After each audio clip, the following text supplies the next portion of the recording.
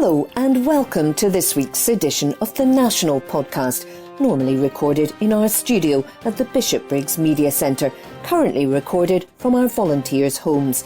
To keep in touch with us, use our social media platforms, Facebook, Instagram and Twitter, which are all at Q and Review. That's CUEANDREVIEW. Or get in touch via information@qandreview.com. That's information@CUEANDREVIEW.com. Please like and share our podcasts and give us any constructive feedback.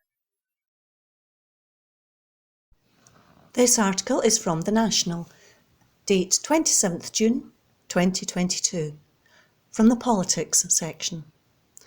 Northern Ireland Protocol, MPs to have say on Boris Johnson's plan, by Angus Cochrane. Parliament is set to have its say on new legislation which would give Tory ministers powers to override parts of the post-Brexit deal on Northern Ireland. Boris Johnson's administration argues the measures to remove checks on goods and animal and plant products travelling from Great Britain to Northern Ireland are necessary to safeguard the Good Friday Agreement and peace and stability, while the EU has branded the move both illegal and unrealistic. Unionist opposition to the imposition of checks, which they perceive as driving a wedge down the Irish Sea, has seen the Democratic Unionist Party DUP refuse to return to the power-sharing executive, leaving the region without a functioning government. The UK has insisted that its unilateral approach is the only option left to resolve the issues baked into the protocol if the EU maintains its refusal fundamentally to rewrite the terms of the deal. But the move has sparked a fierce backlash from the bloc, with fresh legal action launched against Britain last week. Nicola Sturgeon has warned the move risks a hugely damaging self-inflicted trade war in the middle of a cost of living crisis. The First Minister added that the move may very well break international law. European Commission Vice President Markus Šefčovič indicated further measures could follow if the UK pressed ahead with the bill. The dispute could ultimately lead to a trade war with tariffs or even the suspension of the entire Brexit deal between the UK and the EU. The Prime Minister played down concerns over legal challenges during a trip to Rwanda earlier this week. "We've got a legal case against us for failing to have proper customs procedures, all sorts of things," he said. As the bill returns to Parliament for its second reading on Monday, MPs will debate its main principles and decide whether it can proceed for further consideration. Foreign Secretary Liz Truss will tell the Commons the legislation is a basis for a durable and sustainable solution that protects the Good Friday Agreement, avoids a hard border, safeguards the EU single market and ensures the integrity of the UK. However, she is likely to be met with a fierce backlash. Keir Starmer had said Labour would axe the proposed laws if it was in power and confirmed his party will vote against the legislation at Westminster. Šefčovič previously declined to rule out a trade war, saying, "We have to keep all options on the table." But he emphasised the EU's preference to find a negotiated solution to the problems caused by the protocol, lamenting the radio silence from London since February. On Sunday, Northern Ireland Secretary Brandon Lewis suggested it was absurd for Europe to issue warnings about a trade war with the UK when they had not fully implemented sanctions on Putin for invading Ukraine. What we're talking about is fixing here some of the issues in terms of the implementation of the protocol that is so detrimentally affecting Northern Ireland, he told Times Radio. The EU's ambassador to the UK, João Vale de Almeida, said the government is likely on a road to nowhere. Speaking to Sky's Sophie Ridge on Sunday about the bill, he said, "We are not dismissing what the UK has proposed, but we read it very carefully and to be very frank, we think it is both illegal and unrealistic." Alongside the second reading, the Government is launching a series of structured engagements with the business community to discuss and gather views on the bill's implementation. The Foreign Office is hosting the first roundtable event on Monday, bringing together more than a dozen major UK businesses and representative groups, including the Northern Ireland Chamber of Commerce, ASDA, John Lewis, and the Dairy Council Northern Ireland. Truss said, "Our overriding priority is protecting the Belfast Good Friday Agreement, the bedrock of peace and stability in Northern Ireland. As it stands, the protocol is undermining this delicate balance." This legislation will fix the problems the protocol has created, ensuring that goods can flow freely within the UK, while avoiding a hard border and safeguarding the EU single market. A negotiated solution has been and remains our preference, but the EU continues to rule out the changing of the protocol itself, even though it is patently causing serious problems in Northern Ireland, which therefore means we are obliged to act. That article was by Angus Cochrane. This article is from The National, date 27th June 2022, from the Culture section. Scammers said to be preparing to target millions as travel pressures intensify. By Jane MacLeod. Scots have been warned to be vigilant as online scammers prepare to target millions of people, according to a report by police, security and banking experts. Fraudsters are focusing on holidays, tickets for major sporting and music events, using unsolicited emails to catch out web users, according to Police Scotland, the Scottish Business Resilience Centre and the Royal Bank of Scotland. The three organisations have released a new advice guide called The Little Book of Big Scams to help Scots avoid being hit by the latest swindles. It warns about the 19 common scams to look out for and gives Scots practical guidance on how to spot them and what to do if you or someone you know falls victim to one. It comes as online fraud and scams in Scotland soar, with an increase of 69% since 2011-12, statistics from the Scottish Government show. Assistant Chief Constable Gary Ritchie of Police Scotland said, "New scams are constantly emerging, so it is no wonder that we see businesses and individuals fall into a trap. Prevention and education are key, so this guide is packed full of practical advice. The impact can be emotional as well as financial, so I urge everyone to download and share the guide with family and friends so they know what to do and who to call on if they become a victim of fraud this summer." The top three scams come as people look to book breaks away or events following the coronavirus lockdowns. Online scammers are exploiting the summer pressures facing the travel industry, coupled with the desire for Scots to seek a sunshine break. The advice book will help people recognise how to spot offers that are too good to be true and avoid travel services that do not exist, experts said. The guide also urges those seeking tickets to sports and music events to buy from official promoters, as swindlers look to capitalise on a range of big events over the summer months. Judy McCrory, Chief Executive of the SBRC, said, "The travel and tourism sectors are still recovering from the pandemic, evidenced by what we have seen recently with delays and cancellations due to staffing issues. Scammers seek to take advantage of would-be travellers who've been left high and dry and are seeking fast solutions. This guide gives people the tools to tackle these scammers head-on and so lead to fewer fraud victims." The guide, available to download on the SBRC website, also covers online and cash point fraud, door-to-door scams and romance and dating fraud. That article was by Jane MacLeod. This article is from The National, date 27th June 2022, from the News section. Scottish Ballet scheme aims to help care home residents. By Lucy Scarlett. Scottish Ballet is teaming up with the NHS and a care home group to improve the health of residents through films and audio. The ballet organisation will be piloting the SB Duet scheme in care homes in the Inverclyde Health and Social Care Partnership, working in a partnership with NHS Greater Glasgow and Clyde and Clyde Care Home Collaborative. SB Duet was developed to support the well-being of people with reduced mobility by offering a more accessible movement experience guided by film.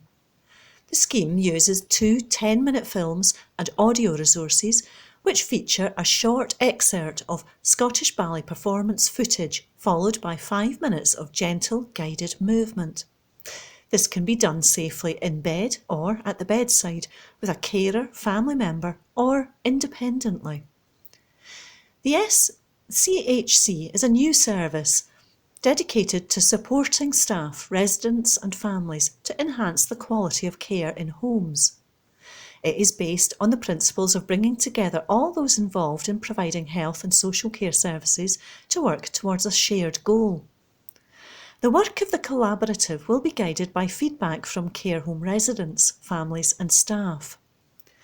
Lisa Sinclair, Senior Dance Health Manager at Scottish Ballet, said, "Scottish Ballet is delighted to be working with the Care Home Collaborative to bring SB Duet to care homes across NHS Greater Glasgow and Clyde. Our priority is to ensure that the resources are accessible, empower as many people as possible to feel connected, creative, and to take part in something that matters to them. Dance and movement have been shown to improve fitness, cognitive function, and the quality of life in care home residents." Scottish Ballet ran online neurological programmes during lockdown, with people joining from their beds all across Scotland. SB Duet will be made available in a range of accessible formats, including BSL, captioned, audio description, and can be translated into other languages. The resource will be piloted in 3 care homes in Inverclyde, and an external evaluation will be completed by researcher Emily Davis of the Royal Conservatoire of Scotland. That article was by Lucy Scarlett. This article is from The National, date 27th June 2022, from the News section. Scottish Government gives local councils power to run their own bus services. By Jane MacLeod. Local authorities have been given the power to run their own bus services, the Scottish Government has confirmed. Transport Minister Jenny Gilroth said the new powers, secured through the Transport Scotland Act, would be able to revitalise bus services to suit local communities. Section 34 of the Act gives local transport authorities power to run local bus services in a way they see fit.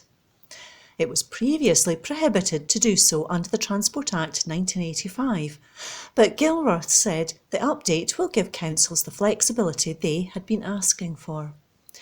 Councils will not have to run services themselves and can instead opt for a partnership or franchise approach. Gilroth said the Act was designed to help make Scotland's transport network cleaner, smarter and more accessible than ever before. By giving local authorities the flexible tools they need to respond to their own transport challenges, we can deliver a more responsive and sustainable transport system for everyone in Scotland. I recognise that not every local authority will want to run their own bus services. What's key is that local authorities will soon have greater tools at their disposal to revitalise bus services where required.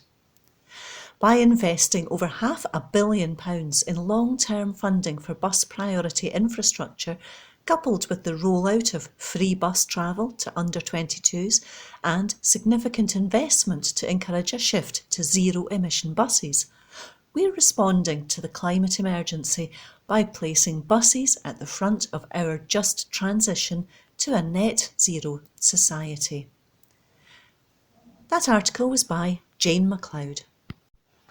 This article is from The National, date 27th June 2022, From the Politics section.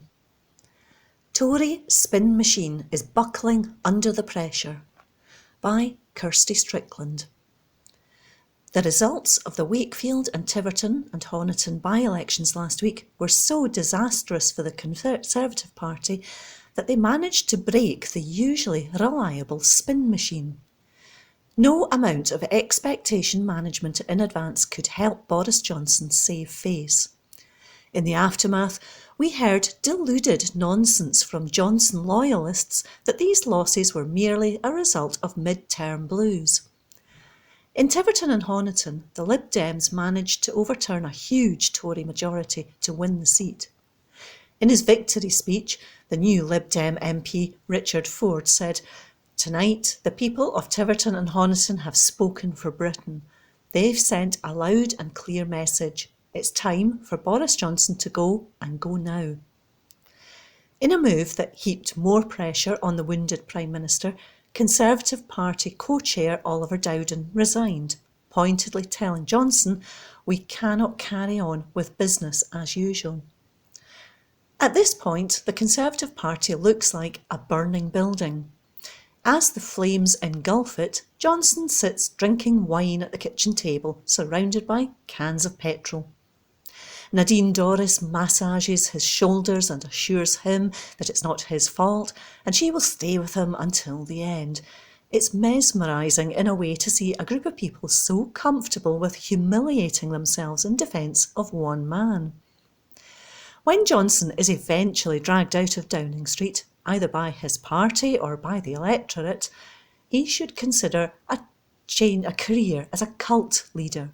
He already has a healthy pool of devoted followers to kick things off with. Johnson responded to the by-election losses in a way that was true to form. Initially, he seemed to accept at least some personal responsibility for the results, saying that voters were absolutely fed up hearing about things I stuffed up. Cue much excitement as the media class worked itself into a state of frenzy that the narcissist-in-chief had finally acknowledged that he might have made some mistakes. Of course, it didn't last long. In another interview, he insisted he wouldn't change and that anyone hoping for him to undergo a psychological transformation would be disappointed. Then, yesterday's papers led on reports that Johnson is actively considering a third term in office. Some senior Tories criticised the Prime Minister for his delusional statement as reports intensified about plans to remove him. Under the rules of the Backbench 1922 committee, he technically should be safe from a challenge for another year. But those rules can be changed at any time. Or the Cabinet could intervene and make it clear to Johnson that it's time to go. Neither of those things seem likely in the short term at least, as the party remains paralysed by indecision and MPs seem content to warm their hands by the inferno of Johnson's creation. It wouldn't be a bad week for the Conservative Party without some idiot MP giving an anonymous quote to a journalist to make it even worse. These lads don't realise that when they open their mouths to defend their man, they help expose the rot that he presides over. One MP told the I newspaper that Neil Parish shouldn't have stepped down after being caught watching porn in the House of Commons in full view of his colleagues. They said Parish shouldn't have resigned. He should have just gone away with his wife for a few weeks and then come back to the job. I don't know why the girls had to speak out like that. The fact that this unnamed MP refers to their female colleagues as girls tells you everything you need to know. He wasn't the only one who blamed the woman who made complaints for the by-election loss. Another said those who reported the MP should feel like a turd in a swimming pool. It seems like Johnson isn't the only one who should be in line for an urgent psychological transformation. It requires a breathtaking commitment to misogyny to ignore the misdeeds of both Parish and Johnson and instead blame the woman who felt uncomfortable at a man watching explicit material while in their company at work. Yesterday, Douglas Ross faced a bruising interview where he was quizzed on the ongoing Boris problem. After flip-flopping on the issue, he has reverted to his original position and now says he doesn't have confidence in Johnson. Asked about whether the Prime Minister is now safe, he pointed out that Theresa May won her no-confidence vote more convincingly than Boris Johnson did, but resigned a few months later. It's not a situation where it's done and dusted and everyone moves on, Ross told The Sunday Show. Those close to the Prime Minister will have to consider what is best for the country. The problem for Douglas Ross and his colleagues is that the handling of the Partygate and its associated scandals has been so woeful that we're long past the point where voters are willing to write off Boris Johnson as a bad apple. They've let him fester so long that he's spoiled the whole barrel. The best thing for the country would be to throw out the lot of them. That article was by Kirsty Strickland. From The National, Monday the 27th of June 2022. From the comment section, Scotland needs urgent investment in criminal defence to uphold human rights. By Rhiannon Spear. I have been an SNP member for more than a decade and, with the prospects of another independence referendum on the horizon, it is imperative we get the next year right. There has been a lot of discussion about train strikes over the last week, but do you know criminal defence solicitors have been taking industrial action for more than 9 months in Scotland? We are rightly seeing our SNP elected members up in arms about the UK government's Bill of Rights, which fundamentally reduces and takes away our human rights. There is something we should all be taking incredibly seriously. As Professor Leslie Thomas QC said, it is totalitarianism in broad daylight. Our human rights are essential to protecting the standards of living in a modern functioning democracy, and will be ever more important as the cost of living crisis plunges even more people into poverty. However, in order to ensure that our human rights are upheld, it is imperative that anyone who needs access to a lawyer has it. Article 6 of the European Convention on Human Rights, ECHR, states that to uphold the right to a fair trial, there must be adequate time and facilities to prepare a person's defence. This is just no longer possible in Scotland after years of cuts and refusal to invest in the pillars of justice. There has been a great deal of talk recently about the imminent collapse of criminal defence in Scotland. Lindsay Barber took the decision to leave the profession and documented why in a video on YouTube. I want to say this was an extraordinary move, but it wasn't. People are leaving left, right and centre for all the reasons Lindsay stated. It is important that we speak out about this situation honestly. This is entirely the responsibility of the Scottish Government. It is a devolved issue. We have a Minister and Juror Minister with a portfolio directly responsible for the justice system in Scotland, and they are failing woefully. The Scottish Government has, year on year,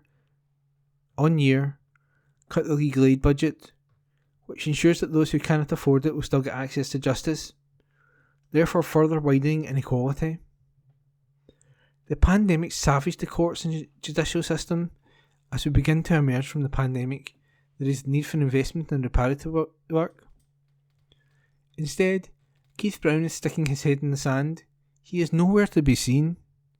Senior reporters from STV are receiving no reply to requests for interview, with not even a hint of a statement to appease the criticism.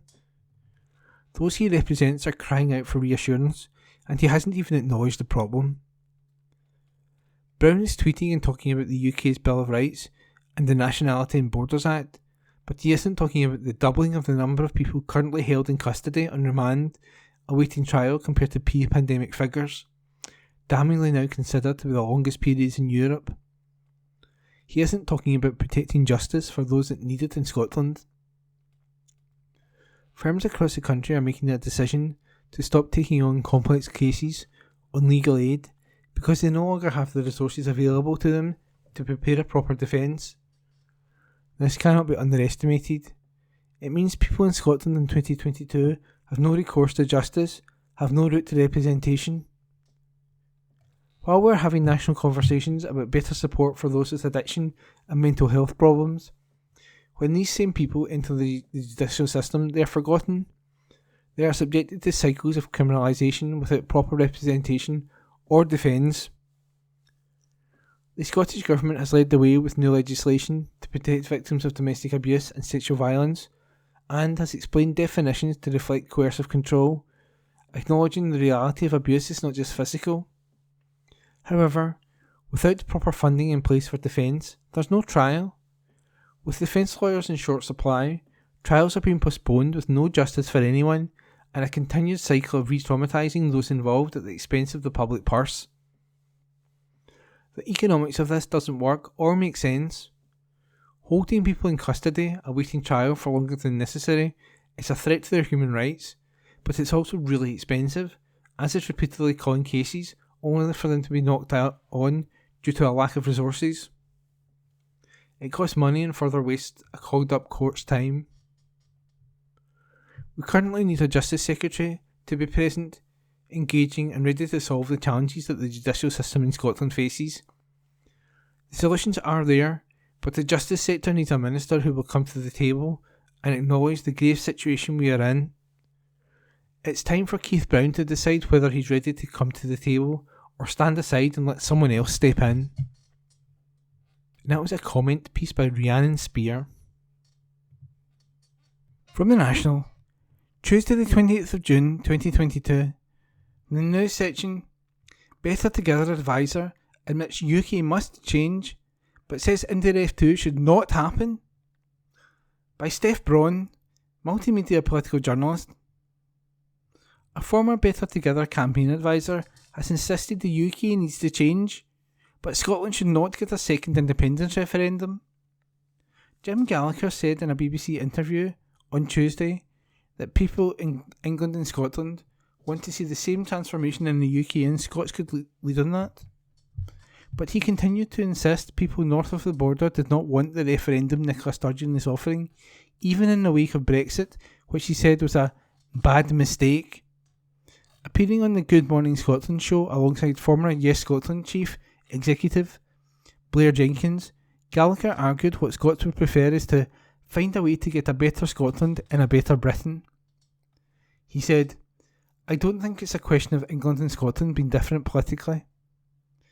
When you look at Scottish opinion and English opinion, there are people all across England whose view about the change that we need in the UK is exactly the same as the people in Scotland. People in the north of England, people in the cities, people in Newcastle view London government exactly as people in Scotland do. The UK is going to have to change, and Scotland can be part of that change, maybe even lead it. What the Scottish people actually want is to find a way to get a better Scotland and a better Britain. They prefer a way of doing that to an independence referendum." Sturgeon is set to make an announcement about a route map to India F2 in Holyrood at around 2:20pm on Tuesday.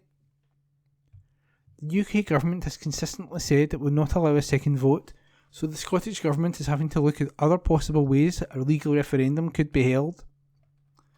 The vote in 2014 was held because of Westminster granted a Section 30 order, handing over referendum powers to Holyrood, but it is not anticipated this will happen this time around, given Boris Johnson's repeated claims that now is not the time. Given that the majority of Scots did not vote for Brexit, the argument that the Scottish Government is making is that there should have been a fundamental change of circumstances since the last poll in 2014, so people should be given another chance to have their say on independence. Gallagher said he did not agree with, but insisted a decision should not be made over Scotland's future, purely in reaction to Johnson's rocky premiership. He said, "Brexit is a big thing and, in my view, it's a bad mistake. Sadly, we've got Brexit. I think that's what's going to happen over time. We will rebuild our relationship with Europe, though not under the present government. But remember, the present Prime Minister is on a sugary peg at the moment. I don't think we should make a decision about Scotland's future in reaction to Boris Johnson." Jenkins said it would be a huge mistake for the UK government to obstruct democracy in Scotland. He said he hopes the spotlight in Tuesday's announcement will remain on the fact that the Scottish Government has a democratic mandate to hold a vote, given the SNP won last year's election on a manifesto of holding one by a landslide. Jenkins said, I hope the focus remains very firmly on there's a clear democratic mandate for this. If the UK is serious about being a functioning democracy, then there must be another referendum. The mandate is unchallengeable. The spotlight has to remain firmly on Boris Johnson and the UK government. Are they Democrats or are they not?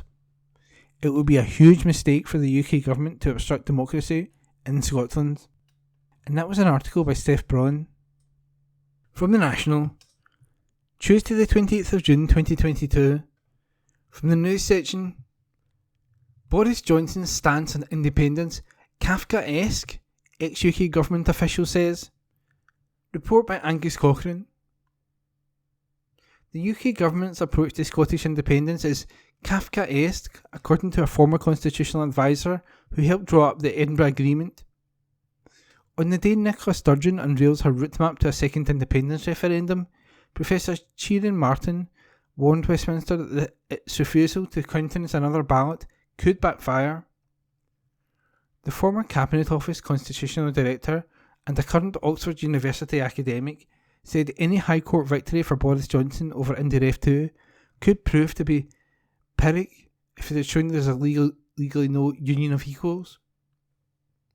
He also dubbed the UK's government's stance on the constitution highly unsatisfactory, but said it left Holyrood ministers short on options to achieve independence. Speaking to BBC Good Morning Scotland, GMS, Martin gave his thoughts on a potential court battle if the UK government continues to refuse a Section 30 order, which allowed for a legally watertight referendum in 2014. He explained, if the UK government wins, it might be something of a Pyrrhic victory, in that the court won't rule that it's too soon since the last referendum. That's not a point of law. It won't rule that the Scottish people, via opinion poll, say they're not interested in having a referendum. That's not a point of law.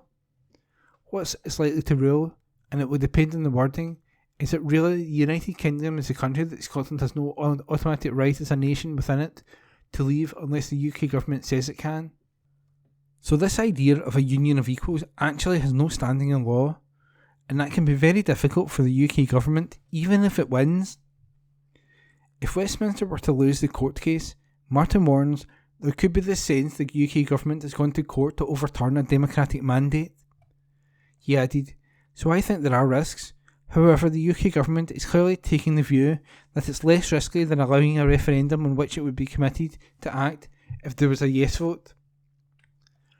The former UK government official argued if Westminster refused to agree to a vote during this parliamentary term, it should set out when it believes another vote would be appropriate. That is my view, but it's not their view. I think we're in a slightly Kafkaesque constitutional position at the moment. That independence question dominates Scottish politics, and people may tell opinion posters that they don't want another referendum. But when the election came last year, there were plenty of options to vote for parties that didn't want a referendum, and I don't think we should blame or be critical of the SNP for pursuing a referendum. Martin continued, the Westminster government position essentially appears to be, come back in 17 years or so. I'm not sure how sustainable it is to maintain a narrative that whilst the independence question dominates Scottish politics, while Scotland has a right, in principle, to become independent, there is going to be no discussions as to how and when that will be tested indefinitely, regardless of the results of Scottish elections. He deemed it to be a highly unsatisfactory situation, adding, I do think the Westminster government will have to move at some point, or indeed should think about moving at some point. Martin went on to address the possibility of unionists potentially boycotting a second independence referendum if it is held without Westminster's consent. He said a plebiscite is not a necessary step, pointing out that other countries have gained their independence through parliamentary elections, for instance.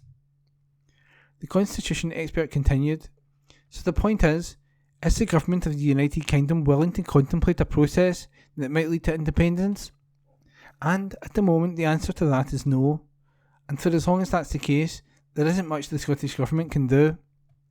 It can protest, it can win elections, it can try and find ways of testing opinion via referendum, whether unionist parties participate in that or not. The critical point is, Will the UK government pledge to act on the outcome of that referendum? And for as long as the answer to that question is no, there's no way of achieving independence through negotiation, through any sort of peaceful, orderly transition to a new Scottish state, which is what the Scottish government wants. So I think the boycott question is slightly irrelevant. The First Minister is setting out her route map to a second independence referendum on Tuesday. The Scottish Government has said it intends to hold a vote in October 2023. However, Boris Johnson has repeatedly ruled out approving a Section 30 order, with Tory ministers suggesting another vote should not be held for decades. Polling expert Professor John Curtis explained that it would be unthinkable for the Scottish Government not to pursue a second vote. He told GMS, "It is inconceivable that Nicola Sturgeon is not going to attempt to try to hold the independence referendum, given the character of the electorate voted for in May 2021, as it would have been for Boris Johnson not to have implemented Brexit, having gotten a majority in 2019, essentially off the back of those who had voted leave. Both Boris Johnson and Nicola Sturgeon are, in a sense, prisoners of the electorate that have got them into power.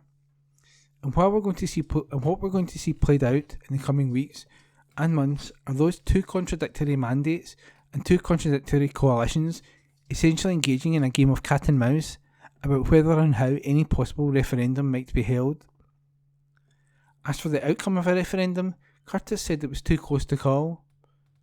The honest answer to that question is we do not know what the outcome of any referendum will be. He pointed out that in recent opinion polls, on average the no side has been slightly ahead, but he explained that ever since in 2019 the polls have been roughly evenly split, aside from a period in late 2020 and early 2021 when the yes side was further ahead. Given the public opinion is close to 50-50, frankly, it's a lottery at the moment as to which side will emerge victorious at another referendum. And that report was by Angus Cochrane. From the National, Tuesday the 28th of June 2022, from the politics section, Nicola Sturgeon says will of Scots must prevail as she unveils Indie Ref 2 plan. By Laura Webster, News and Features Editor.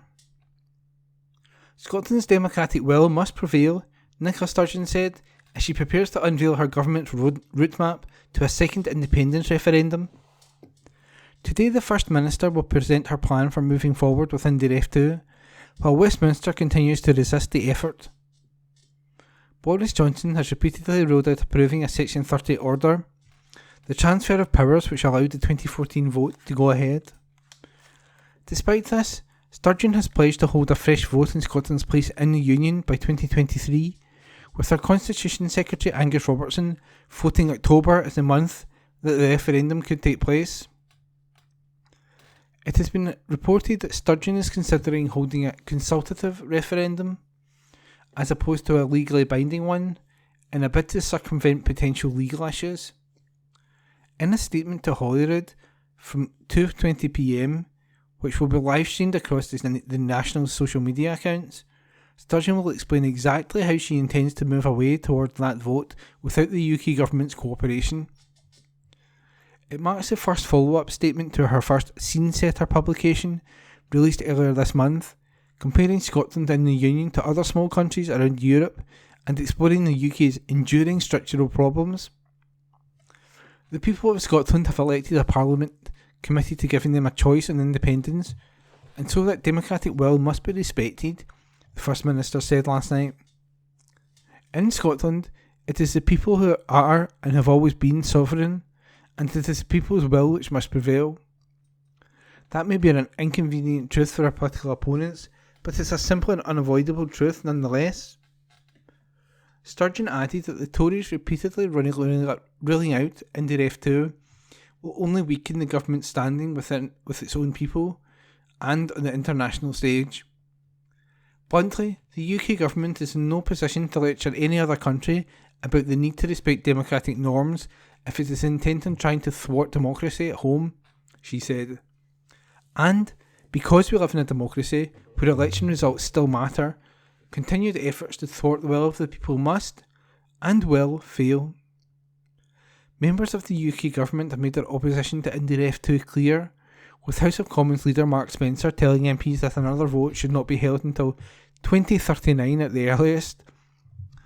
The Prime Minister is suggesting that the next vote shouldn't happen until much later than that, flagging up 2055 as a potential date. Meanwhile, Scottish Tory leader Douglas Ross, who's both an MSP and MP, has been referring to a vote held without UK consent as a pretend referendum. Appearing on the BBC at the weekend, he refused to engage with questions on independence and insisted an IndyRef 2 not signed off by Westminster would be a waste of time. Last night, Sturgeon argued that these kind of arguments suggest that the UK is not a voluntary union and would have the opposite of the intended effect. The UK is either a partnership of consent or it is not a partnership worthy of the name, she said. Westminster rule over Scotland cannot be based on anything other than a consented, voluntary partnership. It is time to give people the democratic choice they have voted for, and then, with independence, to build a more prosperous, fairer country in a true partnership of equals between Scotland and our friends in the rest of the UK. Commenting ahead of the First Minister's statement to Parliament today, Scottish Greens co-leader Lorna Slater said, "Both the Scottish Green Party and the SNP committed, in their respective election manifestos, to holding a referendum in this parliamentary session. Our parties won more votes and more seats than the three unionist parties. The mandate to hold a referendum is crystal clear. The people will have their say. That mandate is fundamentally about democracy. The people of Scotland are sovereign. They alone get to decide how they are governed. It is my belief that with independence, we will build a fairer and greener Scotland. A Scotland that rejects the hostile environment, rejects climate catastrophe, and embraces an outward-looking approach to global affairs. I believe that when the people are given that choice next year, that's what they will vote for." And that was a piece by Laura Webster. Recorded from the National on the 28th of June 2022, from the Culture section, recorded by Amy. Renovation gives major boost to the birthplace of Scotland's flag, by Ninian Wilson. Scotland's Flag Heritage Centre reopened on Tuesday following a £100,000 restoration to the building.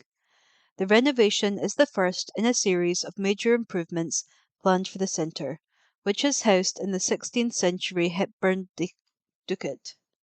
This site is based in the East Lothian village of Athelstaneford, known as the birthplace of Scotland's flag, as legend has it that a white saltire appeared above an army of Picts and Scots that inspired them to victory against an army of Angles and Saxons.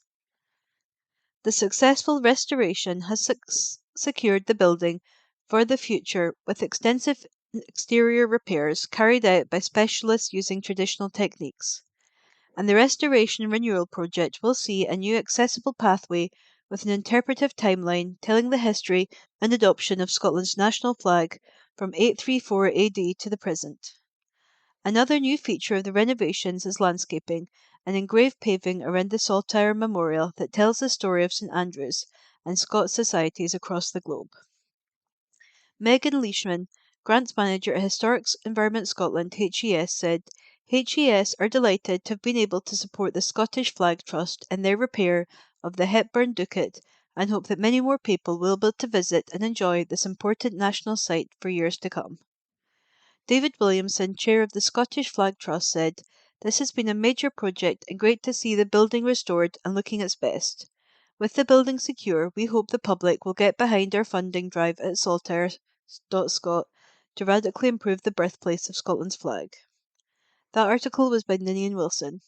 Recorded from the National on the 28th of June 2022, from the Culture section, recorded by Amy.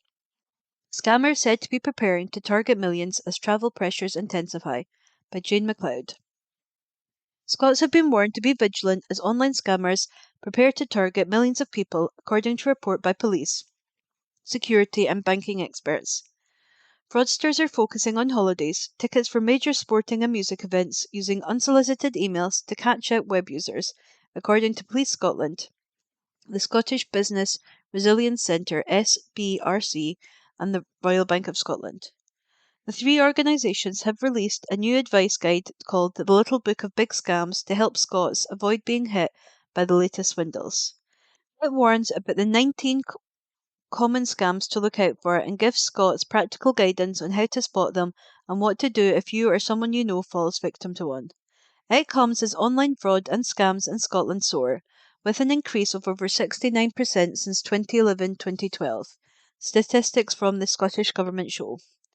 Assistant Chief Constable Gary Ritchie of Police Scotland said, "New scams are constantly emerging, so it is no wonder that we see businesses and individuals fall into a trap. Prevention and education are key, so this guide is packed full of practical advice. The impact can be emotional as well as financial, so I urge everyone to download and share the guide with family and friends so they know what to do and who to call on if they become a victim of fraud this summer." The top 3 scams come as people look to book breaks away or events following the coronavirus lockdowns. Online scammers are exploiting the summer pressures facing the travel industry, coupled with the desire for Scots to seek a sunshine break. The advice book will help people recognise how to spot offers that are too good to be true and avoid travel services that do not exist, experts said. The guide also urges those seeking tickets to sports and music events to buy from official promoters as swindlers look to capitalise on a range of big events over the summer months. Jude McCrory, Chief Executive of the SBRC, said, "The travel and tourism sectors are still recovering from the pandemic, evidenced by what we have seen recently with delays and cancellations due to staffing issues. Scammers seek to take advantage of would-be travellers who have been left high and dry and are seeking fast solutions. This guide gives people the tools to tackle these scammers head-on and so lead to fewer fraud victims." The guide, available to download on the SBRC website, also covers online and cash point fraud, door-to-door scams and romance and dating fraud. The article was by Jane MacLeod. The National Politics on Wednesday the 29th of June. Anger sparked over Michael Gove hosting Islands Forum meeting on Orkney. An article written by Ninian Wilson. A backlash has been sparked over Michael Gove's decision to host the first of the UK government's Island Forum meetings on Orkney. The meeting has been set up by Levelling Up Secretary Michael Gove and looks to bring communities together and give our islands a stronger voice. Mr Gove will chair the meeting in September with representatives from island communities from Scotland, England, Northern Ireland and Wales invited. Devolved administrations will also be given a role in the forum, with ministers from Edinburgh, Cardiff and Belfast invited. However, the meeting has not been welcomed by Western Isles MP Angus MacNeil. Mr MacNeil has said it's cash that's required, not forums, and that Levelling Up investment pales in comparison to what was received from the EU. He commented, "Mr Gove is introducing an Islands Forum at a time when his Levelling Up Fund is delivering less than a third per year of what the European Rural Development Fund used to deliver. Before forums, we need the cash. Levelling Up is clearly not doing what it should be doing, therefore restore the money so any talking committee can have power." Mr Gove had previously prompted the ire of Scottish island communities when back in March his department removed Shetland from its map of its digital advert series. This came after the Scottish Government's 2018 ban on public bodies putting Shetland in a box on maps and moving it closer to the mainland, which reportedly annoyed locals. However, Mr Gove's department had removed Shetland from their ad completely. Commenting at the time of the gaffe, Emma Roddick, SNP MSP for the Highlands and Islands region, said they've completely ignored the Highlands and Islands in their Levelling Up scheme, which seems to be more about directing money into Tory marginals. Commenting on the September meeting, Mr Gove said, "Island communities contribute a huge amount to the UK and often face common challenges. Our new Islands Forum will bring communities together and give our islands a stronger voice. Whether it's the requirement for better transport connectivity or opportunities for economic development, I want to hear directly from island communities across the UK what they need to unlock their full potential. The UK government's goal is to unite and level up our whole United Kingdom, from Shetland to the Scilly Isles. This new forum will make sure that our islands are placed right at the heart of our Levelling Up mission." An article written by Ninian Wilson. The National News on Wednesday the 29th of June. Ferry disruption leads to all-time critical situation. An article written by Laura Webster, News and Features Editor. Disrupted and unreliable ferry services have caused an all-time critical situation, representatives of Scotland's island communities have told MSPs. The community representatives vented their fury over poor ferry provision and the appalling impact it has on island life. The Scottish Parliament's Net Zero, Energy and Transport Committee conducted an inquiry into ferry services yesterday morning. CalMac's ageing fleet of vessels have caused problems across the ferry network as they're withdrawn for maintenance or repairs. Sam Bourne, chairman of the Arran Ferry Action Group, said unreliable ferries had led to difficulties in accessing the mainland. He said, "It really can't be overstated how many and varied the impacts are." Mr Bourne said delays with the new ferries built at Ferguson are disastrous and cause knock-on effects for further ferry building. Gary McLean of the Isla Community Council Ferry Committee noted that the ferry Hebridean Isles was currently out of service due to an engine problem. He said, "If any cog breaks down, it has a disproportionate impact on everyone else. For us, it seems to be the ferries most often." Margaret Morrison, chair of the Harris Transport Forum, said islanders were at an impasse with CalMac. She said, "I've never seen such anxiety among the population. This has reached an all-time critical situation. I feel that the Western Isles are really at the point of almost extinction of our businesses." Joe Reid, chair of the Mull and Iona Ferry Committee, said the ferry service adds to the cost of life, it deteriorates the quality of life. An article written by Laura Webster. The National News on Wednesday the 29th of June. Major success as Scots Gaelic speakers double. An article written by Guy Stewart. The number of Scots who can speak some Gaelic has doubled from 15% in 2012 to 30%, the latest Scottish Social Attitudes Survey has found. Bord na Gaelic, the principal body in Scotland responsible for promoting Gaelic development, has hailed the survey as a major success for the language, with findings showing significant support and awareness throughout the country. More than half of the people, 56%, surveyed by Scottish Social Attitudes, would also like to see the number of Gaelic speakers increase. Young people, those with a greater knowledge of Gaelic, and those who've experienced greater exposure to the language were key to its growth. The survey shows that those who came in contact with Gaelic are more likely to hold positive views. More than half of those surveyed, 55%, believe that all children in Scotland between 5 and 15 should be taught Gaelic in school, a major rise from 38% in 2020. Mary McInnes, chair at Bord na Gaelic, said, "We welcome this latest report from the Scottish Social Attitudes Survey. These results are excellent news and show the widespread support for Gaelic, which bodes well for its future.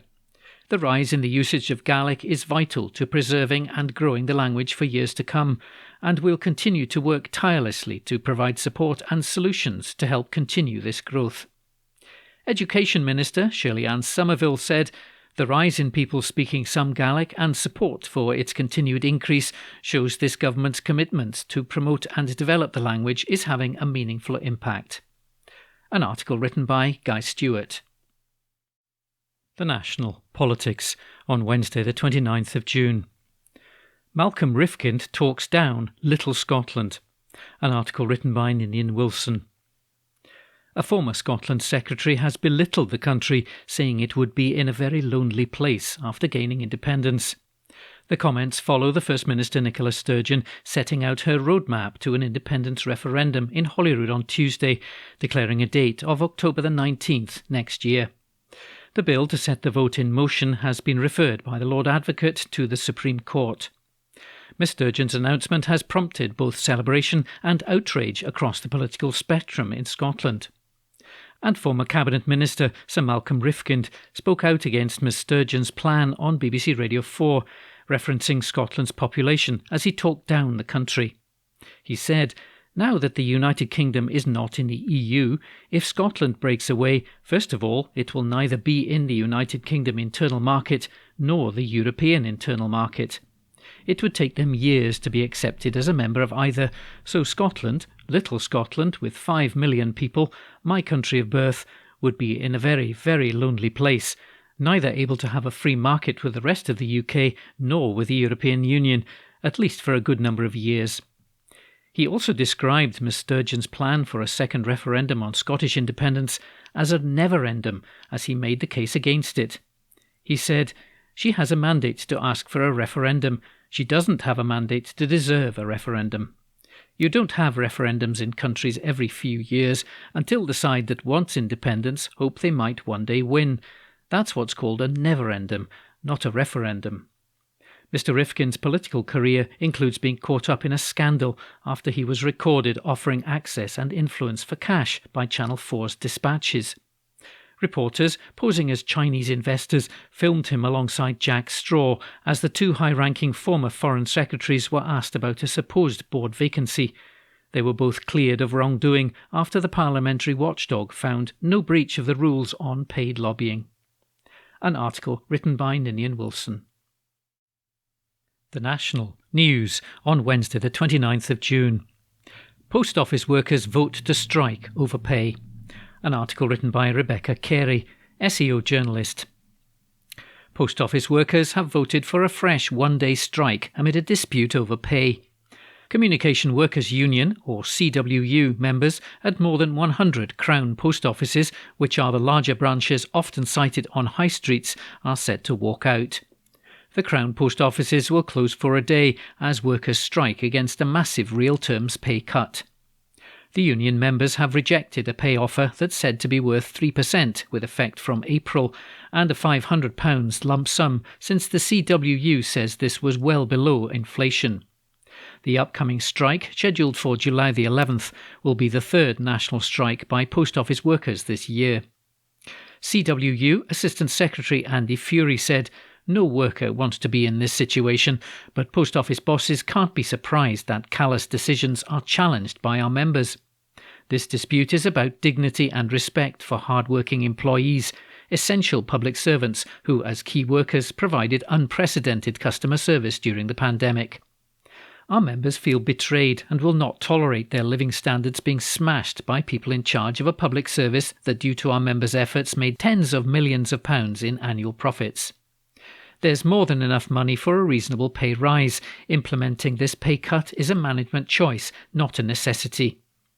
A post office spokesman noted that they were disappointed in the CWU's decision, but remained hopeful that a pay agreement could be agreed soon.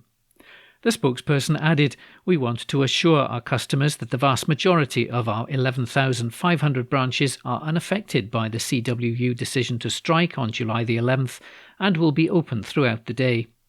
There are 114 branches, typically in city centres, that are directly managed by Post Office, and on previous strike days over a third opened as usual." An article written by Rebecca Carey. The National News on Wednesday the 29th of June. Scottish employers and employees feel the impact of rising skills shortage. An article written by Greg Bremner. Scottish firms are concerned about skill shortages, reduced output, growth profitability and staff well-being amid the impact of Brexit, COVID-19 and the war in Ukraine. The findings were revealed in the Open University's Business Barometer 2022 that surveyed 1,300 employers in partnership with the British Chambers of Commerce and found that 84% of Scottish organisations are concerned about skill shortages, reduced output, growth profitability and staff well-being. In last year's report, skill shortages were identified by 62% of employers. This year it's up to 70%, and many employers will increase investment in staff training to tackle the knock-on effect on staff morale, well-being and increased workload on other staff. David Allen, Senior Partnerships Manager at the Open University in Scotland, said, "Critically, staff in Scotland seem to be under more pressure than staff elsewhere in the UK as the skills shortage increases workload and harms employee well-being." Many of the reasons for the skills shortage in Scotland are historic, but COVID-19, Brexit, the war in Ukraine and rising costs are contributing to the problem as the smaller pool of labour demands higher wages and different working conditions to those that were the norm pre-pandemic. Russell Borthwick, Chief Executive of Aberdeen and Grampian Chamber of Commerce, said, "By 2030, a fifth of Scotland's population will be of retirement age, and by 2050 this will be 1/4, while population growth since 1970 is only 5%, well behind peer nations." As we attempt to recover from the pandemic and grapple with the impact of geopolitical events, these worrying statistics, together with the results of this survey, confirm that labour and skill shortages are worsening, acting as a dangerous drag on economic recovery and growth. Workforce and skills planning has never been more important, and it's vital that policymakers, employers, our education system and training providers work meaningfully together to ensure our businesses have access to the people and skills needed to achieve our economic potential. An article written by Greg Bremner. The National News on Wednesday the 29th of June. Scottish Government review of minimum unit pricing for alcohol now underway. An article written by Steph Braun, multimedia political journalist. A review is now underway on minimum unit pricing for alcohol in Scotland after it was delayed by the pandemic. Scotland became the first country in the world to bring in minimum unit pricing for alcohol in May 2018, with it currently fixed by the Scottish Government at 50 pence per unit. It was brought in a bid to save lives and reduce hospital admissions. While the move has helped reduce alcohol sales to their lowest since records began, Scots are still drinking almost a third more than the low-risk drinking guidelines of 14 units per adult per week. With inflation continuing to rise, there are calls for the 50 pence per unit limit to be hiked to ensure the desired effect is not subsumed by soaring living costs.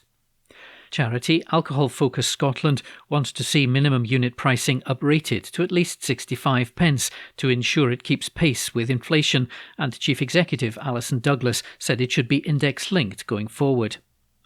Public Health Minister Marie Todd announced in Parliament yesterday that a review of the unit pricing is now underway and should be completed by the end of next year.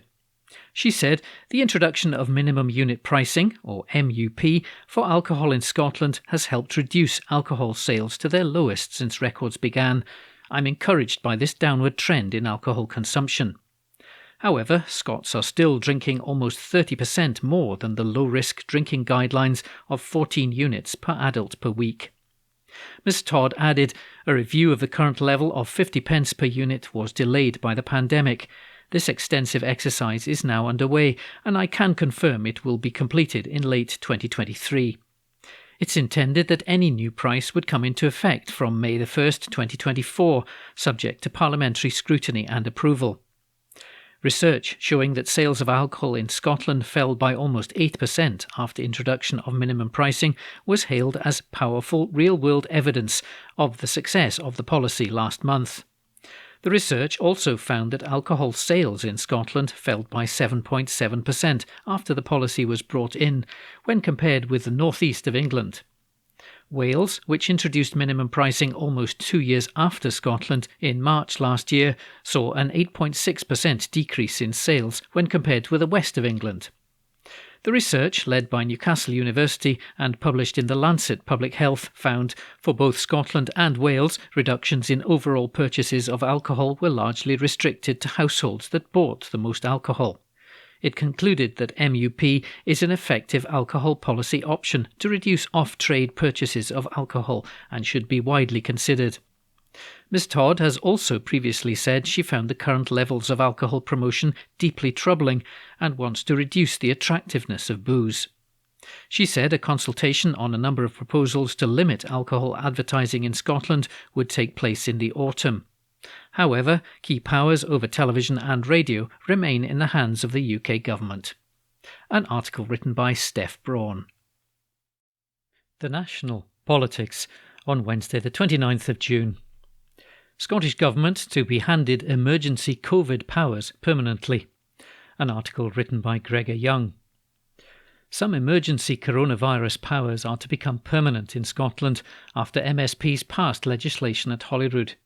The Coronavirus Recovery and Reform Scotland Bill was backed in Parliament by 66 votes to 52 on Tuesday night. The legislation will give the Scottish Government the ability to impose lockdown restrictions, allow court hearings to take place remotely, and restrict access to schools in the event of any future public health emergencies, with opposition MSPs branding it a power grab. John Swinney told the Chamber that in response to concerns expressed over the move, an explanation will be required as to why regulations would need to be introduced urgently and an expiry date set for instances where there is no time limit. So-called Henry VIII powers in the legislation will be subject to parliamentary approval, he added. The COVID Recovery Secretary said, in all of these changes, the government has been listening to the concerns expressed by the external stakeholders and by members of Parliament to ensure that we satisfy the objective of ensuring our statute book is updated to have the necessary powers to deal with the pandemic. Use of such powers will be undertaken with an appropriate level of scrutiny from MSPs, he said. Murdo Fraser of the Scottish Conservatives said there were aspects of the bill that his party would have been happy to support had they been brought forward in another form.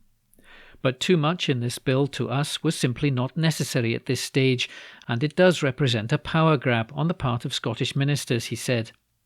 The COVID Recovery Committee heard in evidence at our consultation just how much concern there was from stakeholders over a lot of what was proposed in this legislation. The committee survey had nearly 4,000 responses, which I think may well be unprecedented, with as many as 90% of people who responded expressing concern about what is proposed in this bill. Mr. Fraser said such feedback proved there is no broad consensus in support of the bill. Labour's Jackie Baillie complained that the legislation, which she branded a Frankenstein-like bill, will see powers handed over to government ministers.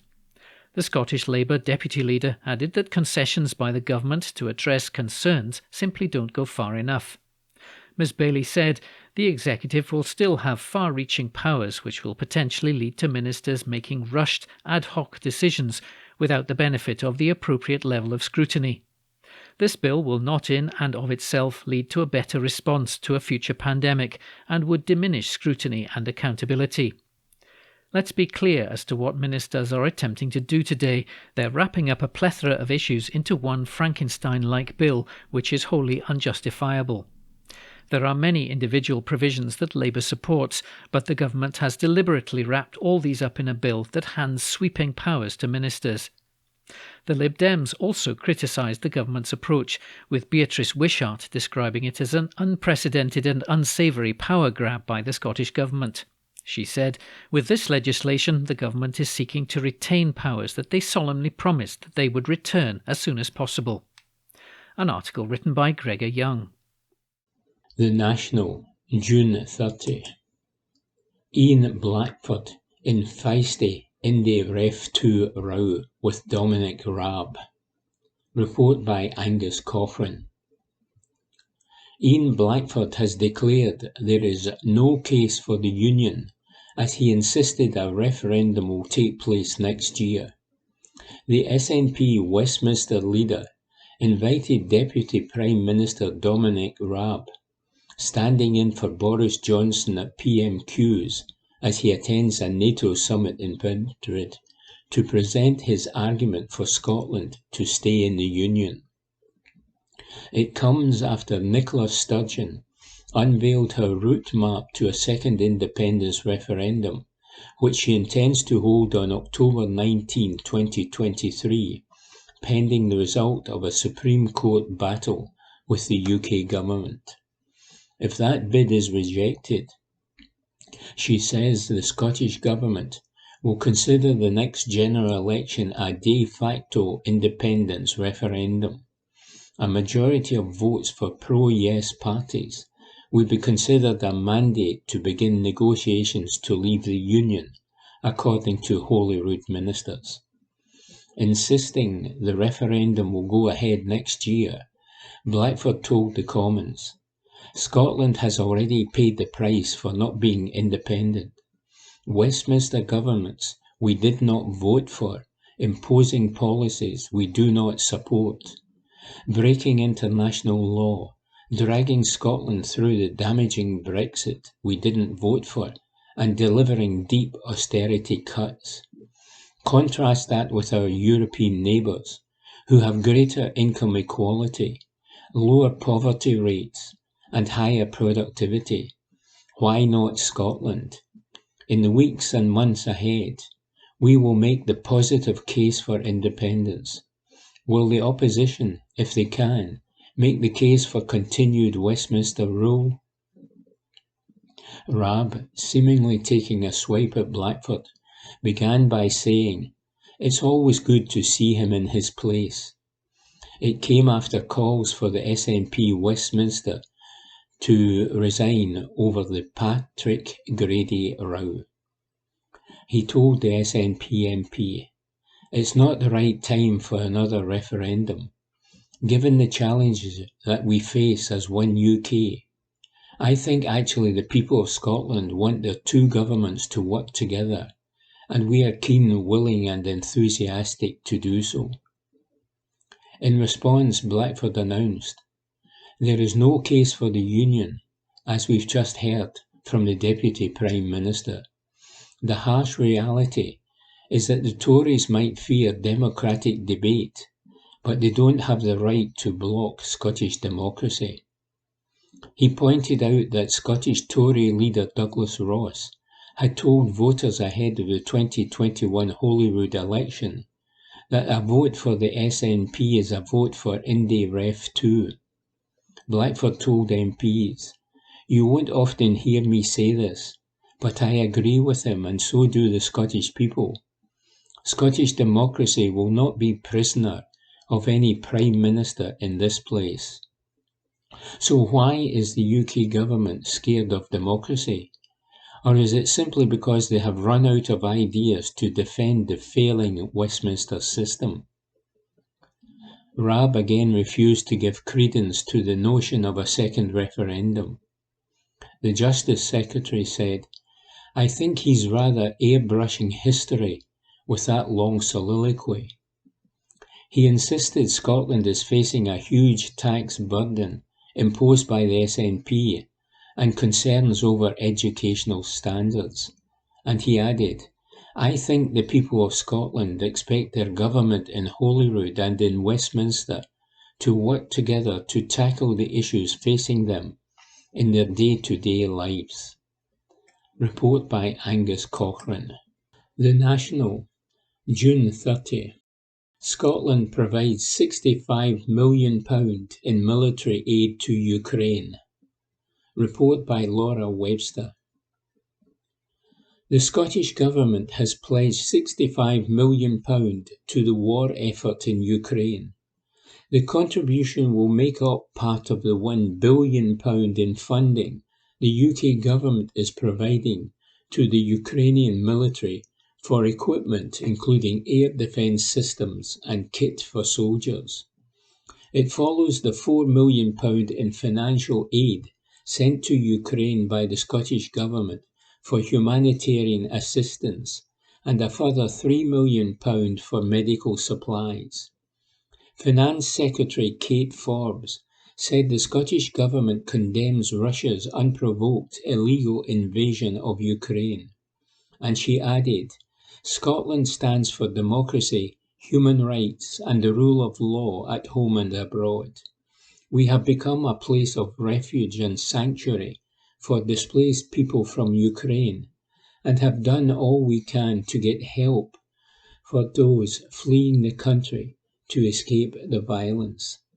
This further funding is to assist Ukrainian armed forces to fight Russian aggression and the unspeakable brutality being perpetrated. We have agreed to provide funding on this occasion, given the clear need to maximise the international effort to support Ukraine. However, we are clear that this must not be seen as any kind of precedent which leads to devolved budgets being used to help pay for clearly reserved policy areas. The UK's new funding is a significant increase on the £1.3 billion of military assistance already provided, with Boris Johnson claiming British support was transforming Ukraine's defences against the Russian onslaught. Liz Truss said it was the government's absolute priority to help Ukraine win the war. The promise of extra military support comes after Ukraine's President Volodymyr Zelensky urged NATO leaders to do more to help his country resist Putin's invasion. At the NATO summit in Madrid, which ends today, the UK promised funding for capabilities including air defence systems, the drones, and the electronic warfare equipment. The Foreign Secretary said, "I've not met Vladimir Putin.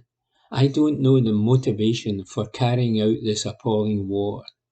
All I know is that we have to make it our absolute priority to stop this war and to push Vladimir Putin and the Russian troops out of Ukraine." The UK is counting its support for Ukraine within its defence spending, taking its commitment to around 2.3% of gross domestic product. Johnson told reporters in Madrid on Wednesday that the UK has massively increased its defence budget. The Prime Minister said, "I think when you look at what the UK is doing right now, we're having a bigger defence budget.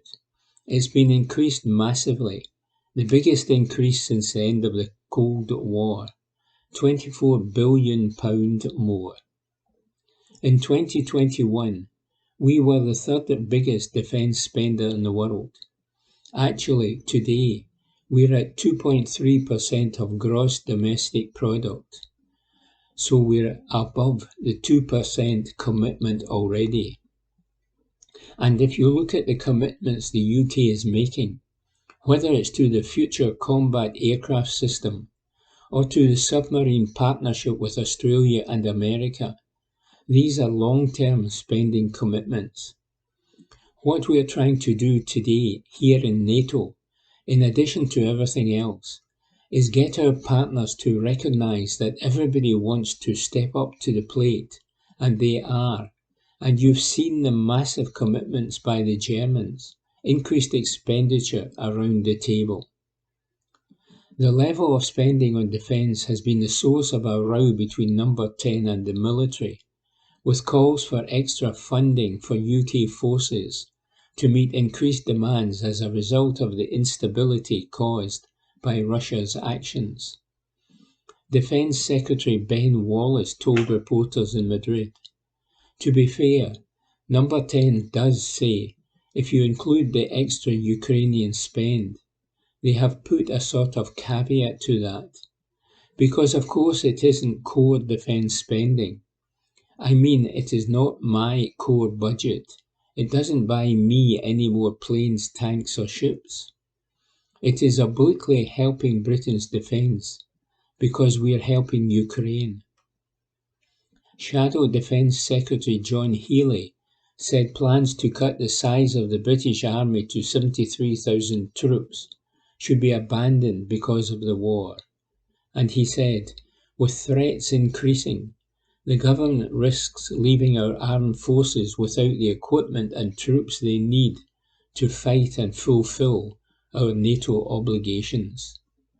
Report by Laura Webster. The National, June 30. Edinburgh Labour suspend 2 councillors over their opposition to a Tory deal. Report by Hamish Morrison.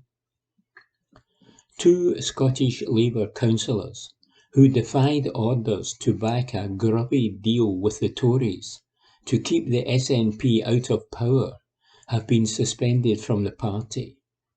Ross Mackenzie and Katrina Facenda have been temporarily excluded from Edinburgh Labour for rejecting the deal with Conservative and Lib Dem councillors.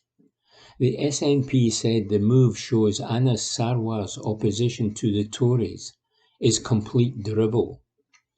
Group leader Cammy Day struck a deal with the Tories and Lib Dems to keep Labour in power in the capital by installing some of their councillors in positions of power instead of bargaining with his former coalition partners, the SNP. We reported previously how Labour secured a minority administration in Edinburgh, despite having only 13 councillors to the SNP's 19, and how more Lib Dems voted for Day's group than his own councillors, because of Mackenzie and Facenda's abstentions.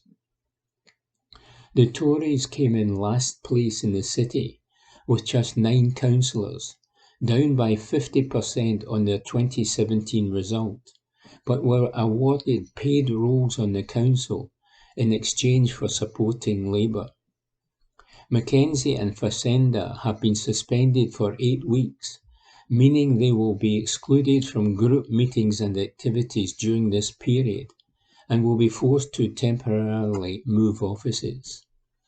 The Edinburgh Evening News reports Day as saying, "It is disappointing the 2 members chose to break the group whip, which is how we're all elected and abide by democratic decisions. The internal process has been finalised, and the group's decision is to suspend them for 8 weeks with immediate effect." In a joint statement, the 2 councillors said, "We respect the outcome of the disciplinary process, which has been conducted in good faith, but collective responsibility requires internal democracy and accountability. We will continue to fight for a Labour Party that respects the views of its members and affiliates. It's now up to those in leadership positions to show how this Labour minority administration can make a positive difference." Gordon MacDonald, the SNP MSP for Edinburgh Pentland, said, "All Anas Sarwar's talk about standing up to Boris Johnson is being shown to be more hollow by the day, as his party stands shoulder to shoulder with the Tories at every opportunity, whether it be in council chambers, the fight for fair pay for workers, or standing in the way of Scottish democracy. People across Edinburgh sent the Tories a clear message less than 2 months ago, but Labour have chosen to ignore it and punish those who have chosen to respect it. All Anas Sarwar's talk of opposing the toxic Tories is complete drivel, and people across Scotland should be in absolutely no doubt that the only way to escape the devastating consequences of Westminster control is for Scotland to become a normal, independent country." Figures within Scottish Labour have also been critical of the move, and others like it across the country, with the North East MSP Mercedes Villalba saying, "No Labour representative worth the name would ever put Tories in power." Scottish Labour have been approached for comment.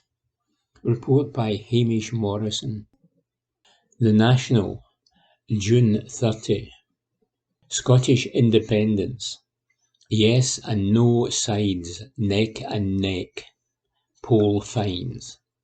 Report by Angus Cochrane. Yes and no are practically neck and neck as the Scottish Government gears up for a referendum in 2023. However, the Savanta Comres poll for the Scotsman found a majority of voters are opposed to holding the ballot next year. Nicola Sturgeon announced plans this week for a second vote on the issue on October 19, 2023. With the UK government refusing to grant consent for such a ballot to be held, the First Minister is asking the UK Supreme Court judges to rule if Holyrood can hold a referendum without the backing of Westminster. If the court rules the ballot cannot take place, the next Westminster election will be considered by the Scottish Government to be a de facto referendum on Scotland's place in the UK.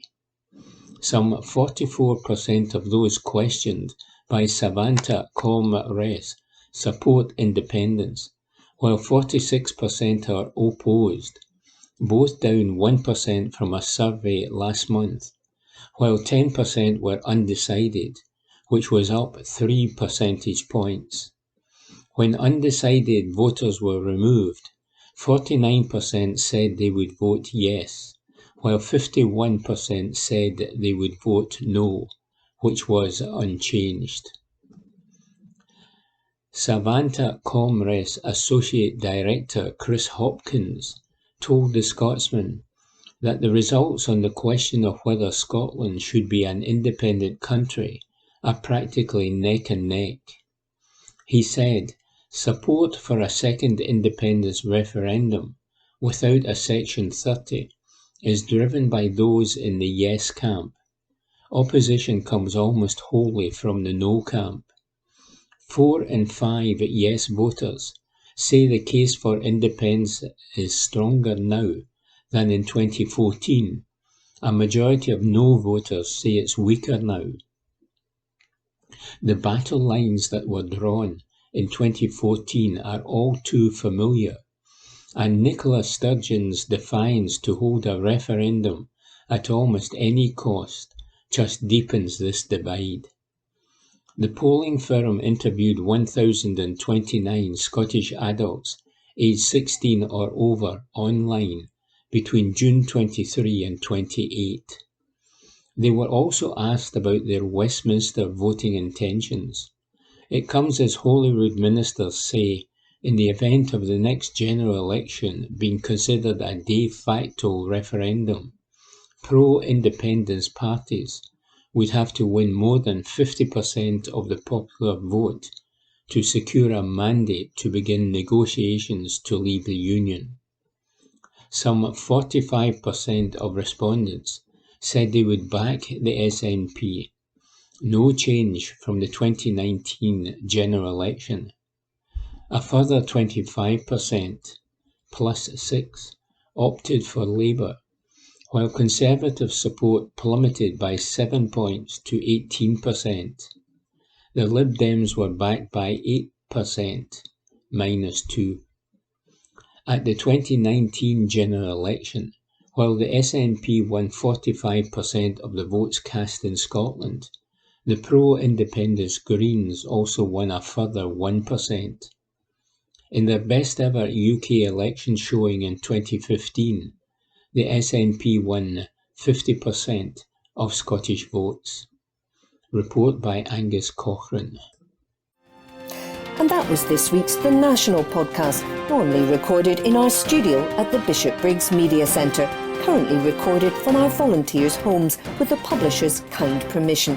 Thanks for listening.